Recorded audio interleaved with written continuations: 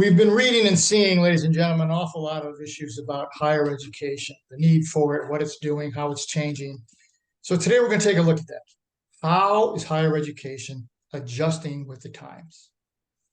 Now, what we're looking at here, we have changing demographics. We have virtual learning, which we never had to deal with before. We're recovering from COVID, another thing we never had to deal with before.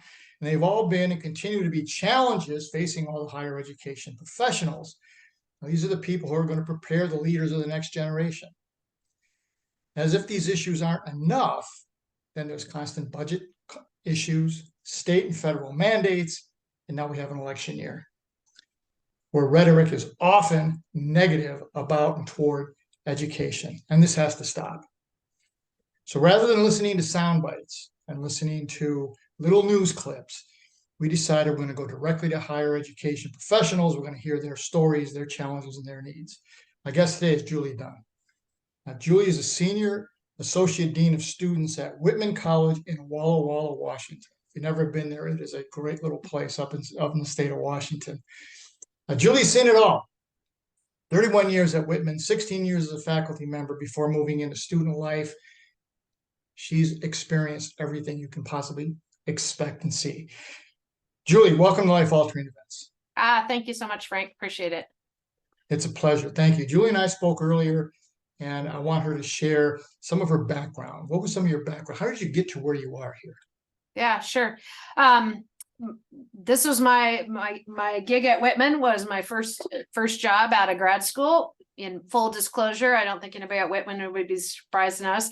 I didn't plan on staying a really long time here at Whitman. It's a tiny little town in a little rural community.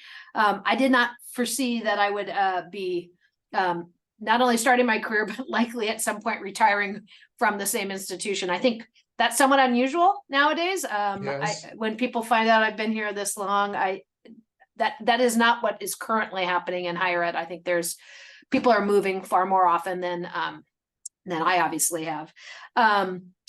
I came here initially as a faculty member, working in the athletics and sports studies department. Had a great run on that side of the house, so to speak, on the academic side of the house. And then had an opportunity to make a jump over to at that time, student affairs. We've recently renamed ourselves as Student Life.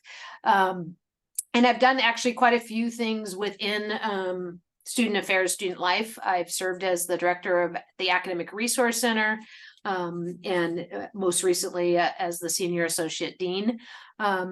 When I made the jump initially, I think people were confused, but my training actually is in pedagogy, and I served as the college's first head athletic trainer. And so when I made the initial move, I think people kind of was like, what is happening here? And I reminded them it's just a different type of injury, moving from athletic training to academic support. The injury is just academics versus a sprained ankle or something. And the skill set's actually quite transferable. What's causing this? How do we prevent it in the future? How do we put things in place to kind of heal the issue that we've got going on and prevent its reoccurrence? So those were easy transferable skills. And then I've built on that since in my time in student life. I probably come to this genetically. My father was a student affairs administrator, so maybe this was just bred into me in some way. So it's been a great ride here, and I really enjoy what I do. I love the fact that you went from student affairs and call it student life. What I see in the corporate world is we used to call everything human resources, and human resources had this negative connotation, right? You're the paper shufflers, you're the people who prevent us from doing what we want to do. And we had a big push in trying to get executive levels to say, no, it's not human resources, it's human capital. It's not student affairs, it's student life. And it's the whole package. Yeah, prior to student affairs, it was called student services, which was very transactional in its, actually even student affairs, very transactional. And I think student life really kind of speaks to what we need right now. It's more about relationship building and really connecting with students, by individual students by name and story to really understand what it is that they need out of their college education. There is not a singular Whitman experience. There's not a singular, higher ed experience. Students from all over are going to have different experiences based on, what they are hoping to get out of their college education. And we're trying to meet them there. Absolutely. So as Dean of Students, so you got two roles here. As Dean of Students, what's the biggest challenge for a Dean of Students? Yeah, so to be clear, I am not the dean of students. I'm just the senior associate. I do have a dean above me, but I would say I probably I one of the joys is I get to see students all day long. My everyday workload is students for a variety of needs. I serve as a first year advisor. I advise typically first year and sophomore students. So I do a lot on the academic side relative to advising, but I also, I'm the conduct administrator for the college. I oversee student activities. So I get to see students like truly living their student life in all aspects. We're a small residential campus. Students are required to live on campus for the first 2 years of their time at Whitman. And one of the presidents I've worked for in the past said, students only have one life. They don't have a classroom life and a res life or a out of the classroom life. And I think that's very true. Like students don't distinguish between that. They are living, working, learning, in the same space. So the lines get really blurred between what is school and what is not school. It's all school, right? It's all part of their learning experience. I think you hit a very important point there, is that relationships, because I believe, and I've heard other people in your position say, the quality of our life is based on the quality and the level of our relationships. So what do you do to help build those relationships? Yeah, so thankfully I have an amazing team of folks that are, kind of in lots of different aspects. Student life at Whitman is one of the larger kind of units. And so we've got professional staff in res life, in the counseling center, in the health center, in safety and security, in the outdoor program, debate, student activities, sorority and fraternity life. And I think having key folks in those spaces where students are going to wander through, or going to, get engaged in one or two programs, or maybe a one-off is important. So I think it helps us kind of keep our fingers on the pulse of what's going on with students. And then truly meeting them where they are, like at 8 o'clock at night on a program, or on the weekend at a recruiting event, or taking them someplace. I've got staff that haul students out into the wilderness for ice climbing or kayaking or whatnot. So the majority of what we're doing on the student life side is happening outside of the classroom. But I would argue, maybe even some of, if not equally, maybe even more deep learning than sometimes happens in the classroom. Not always, Absolutely. but sometimes. Yeah. Absolutely. You're an entire person, and everything impacts your life in some way, shape, or form. Right. Exactly. That's perfect. That's perfect. Now, Julie, when we spoke, you mentioned to me 2014 watershed date in the education world. What was that change that occurred in 2014, and what are you doing to adjust for it? Oh, I'm not entirely sure The what I said about 2014. Well, let me remind you here. Please 2014, do. when we spoke, you said 2014 for the first time. US yes, history. now, yeah, I got it. So, Right. the only reason I actually know about the population of kindergartners in 2014 is that I was applying for the job I currently have. And so during my job talk, I had to present kind of what's the changing demographic. And at that time, I had done a little bit of research on the students that were coming to college. And I stumbled across a statistic about the kindergartners that were in 2014, the kindergarten classes nationwide in public kindergartens throughout the nation, was the first year that the population of kindergartners were majority minority. So, we're not quite 10 years out from that. So we're probably about 3 more years before the expected population of students coming to college will be majority minority students. And that is, Whitman is a predominantly white institution. That's going to be a very different look than what we had 10 years ago, 20 years ago, or even now. Right. That's a substantial change in the demographic. And I think it will impact predominantly white institutions in ways that we need to be getting ready for, in terms of what does that look like? How does that change our makeup as a community? And then particularly, how does that change our makeup of a community in a community? So Walla Walla is a small rural community, predominantly white. And so in areas where the institution is located in a community, where a predominantly white institution is located in a predominantly white community, what does that look like? And how do we ensure that the students that come to Whitman not only know that they belong on our campus and are, they have a place on our campus and this is the right education for them, but they also have a place within our community? Because particularly for small institutions, there's a lot of town gown that happens, and we actually kind of both need each other. The community needs the college needs the community.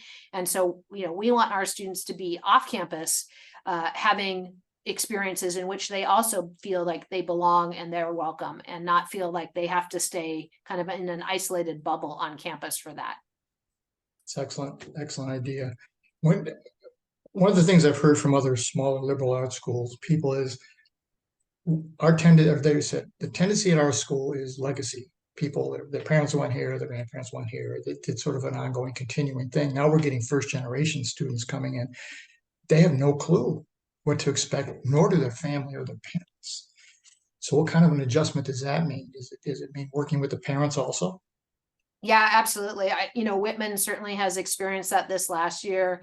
I believe our students that were first in their family to come to college, top 20%. I'm not entirely, I have to think about the math in my head. It may have even been as close as 25%. First in their family to come to college. For the last 9 years at Whitman, so we'll be coming up on our 10th summer, we've run a program called the Summer Fly-In, which brings students who will be coming to college in the fall to campus early. They come in the middle of July, as a means of helping build community within that group of students, so that they don't feel alone. They know that there are other persons that are coming with similar backgrounds to them, and that they have kind of a built-in community when they arrive here. But part of what we do while they are on campus in July is really familiarize them with critical resources, critical offices on campus that will help them navigate their time at Whitman, knowing that they don't necessarily have someone a quick call away that can help with registration or a question about housing, or any number of things that that students whose parents went to college take for granted in terms of their own kind of social capital or knowledge about going to college. And that's been a really critical program for us to ensure that those students know that they've got good support when they arrive here, and that they've got a community of peers that they can lean on when and if it gets bumpy at any point, which almost always it does. It's just that it's a pretty dramatic period of personal development that happens. So it's the pretty rare student that gets through without having some kind of bump along the way. Absolutely. That's absolutely the case. Now, one of the things that's interesting is many of your students, freshmen, sophomores, their high school was virtual. Yeah. They didn't have a prom. They didn't have a graduation. They didn't have a homecoming.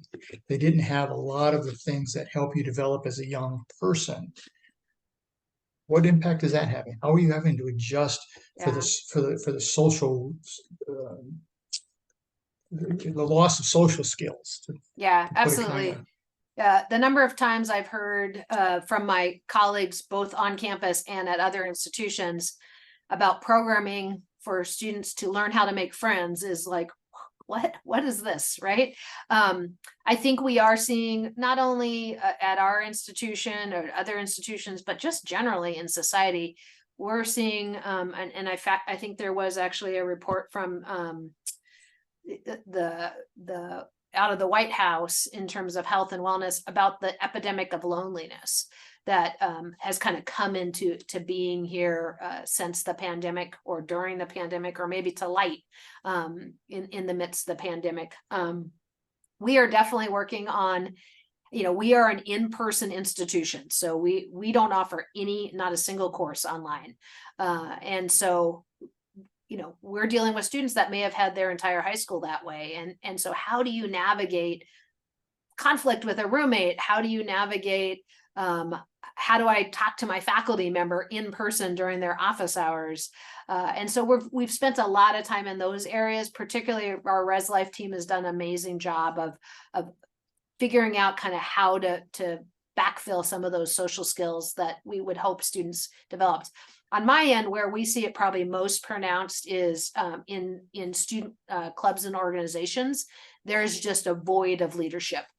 Students that we would now be tapping for leadership positions were never the student council president, or were on their student council because they didn't have a student council, because they didn't have any of these things. And so we're having to do, not, I wouldn't say remedial, but we're having to do a lot more leadership 101 and life skills 101 for students that you would hope they had gotten that prior to arrival. But I think it's just a good reminder that you have to be agile and you have to truly meet students where they're at. There are students that are juniors that haven't had the experiences that might have set them up to, be a club president or take over a fraternity or sorority or lead an outdoor trip with somebody. So our team is having to kind of back up a little bit and figure out, okay, what skills do these students have?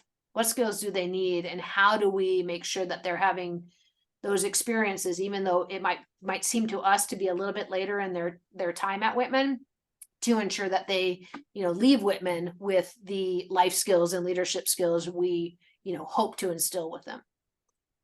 I deal with a number of businesses, and one of the things I tell them is, you business owners, leaders, business people, you need to change. You're the ones that need to change, because the students coming in have a different model and mindset, and you can no longer operate in a silo and have education operate in a silo. You're going to have to blend together and put programs together so that not only do they have the intellectual skills, but they have the social skills.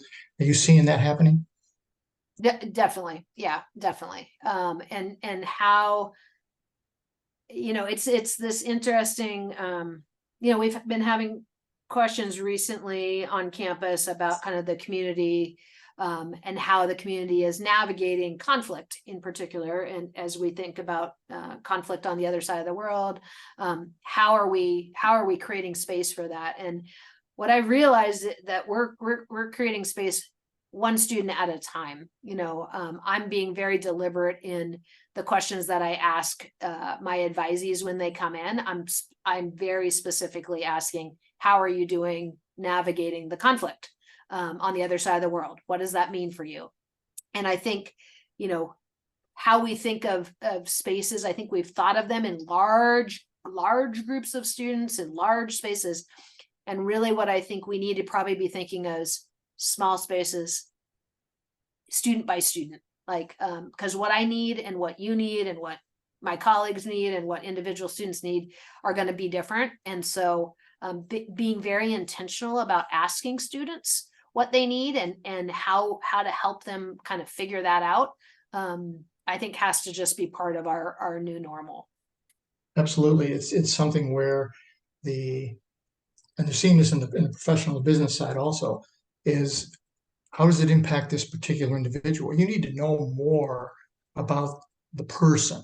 Yeah. And what their triggers are and what their wants and their needs are, because they're coming, and in the business world, if you don't adjust, they're not going to stick around. Right. Now, what's your retention been?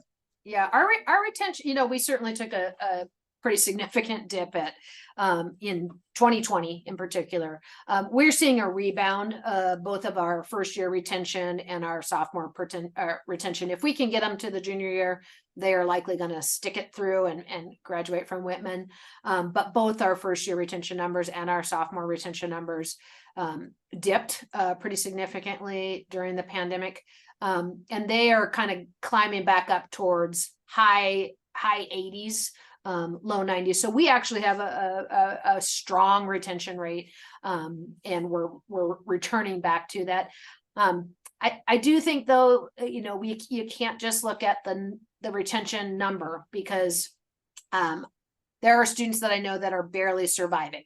And while we have retained them and they have persisted, they're not thriving. And I think what we are working toward is, how do we ensure that every student is part of our community, and could turn back around when they graduate and say, I thrived at Whitman.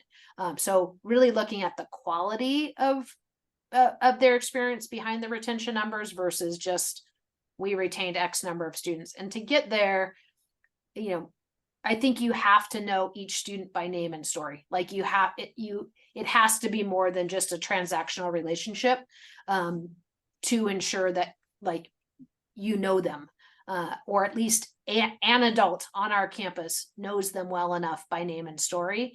And that's not new to Whitman. Lots of institutions of our size promote that as part of why you would come to a place like Whitman, is that you'll be known, you won't be a number. But I do think we need to really we have to dig into that a little deeper now than we maybe did before. One of the things I hear from students, I do seminars and workshops at various schools, is they want a connection with the professor. Now, here I'm in Arizona today, so Arizona State, for example, they rarely see the professor. They see the TA, because the professor is doing research, right? Now, liberal arts schools, for the most part, are not considered research schools, but you have an awful lot of research that goes on between your students and your professors. Explain that. Yeah, so Whitman bases itself on what we refer to as the teacher-scholar model, meaning that all of our faculty are also researchers, and actually, quite frankly, are expected to do research. I think the beauty of a place like Whitman is, because we are extremely small, 1,500 is our current student population, undergraduate only, so no grad school, no TAs to draw on, is that faculty actually need the students to help with the research. So students can get involved in pretty high level research, NSF funded grants, all sorts of stuff, at a pretty early time in their college career, that then makes, going out into the world of work or continuing on to grad school, they've got that in their arsenal of experiences, such that they look pretty appealing to the next level of wherever they're headed.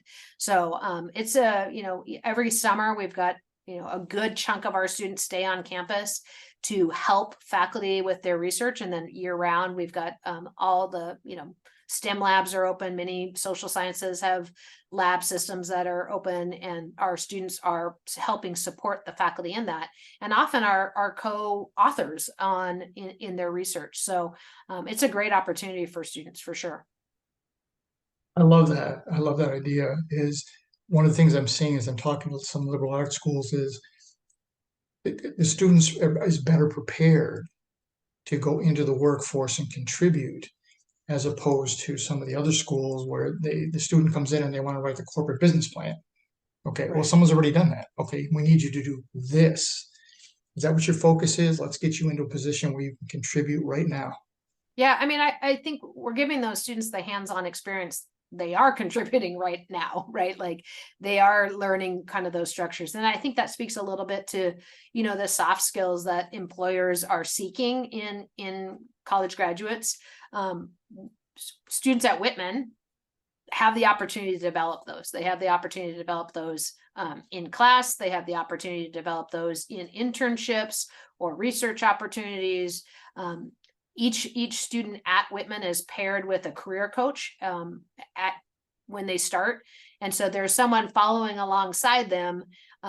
You've got an academic advisor, but you also have a career coach that's helping kind of think about like, how do you shape your experience at Whitman to best position you for your life after Whitman? What does that launch into the next chapter of your life look like, whether that's the world of work or grad school, additional education, some other type of service?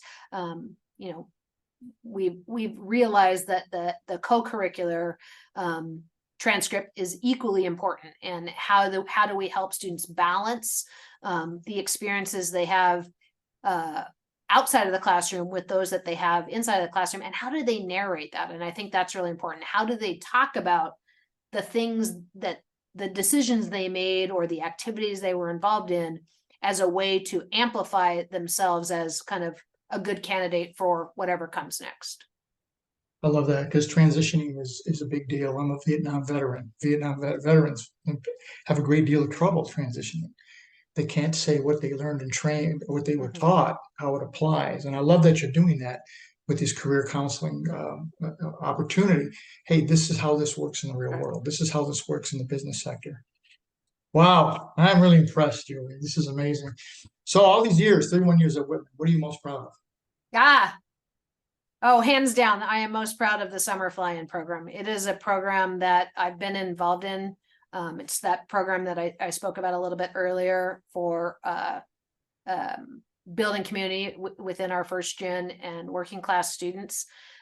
It was an initiative that was brought to us from first gen working class students who said, we need this. We need something different than just straight up orientation that everybody attends. And so I really see it as a hugely collaborative project that, you know, that collaborative with students, that at the time, you know, what I love about it is at the time, it was not a program that would benefit the students that were bringing it forth, right? They were thinking about the students that were following them. And I think that just, that just fills my heart, right? Like, these are students that realized they needed this, and really push the college to build something for the students that followed them. And so this coming summer will be in our 10th year.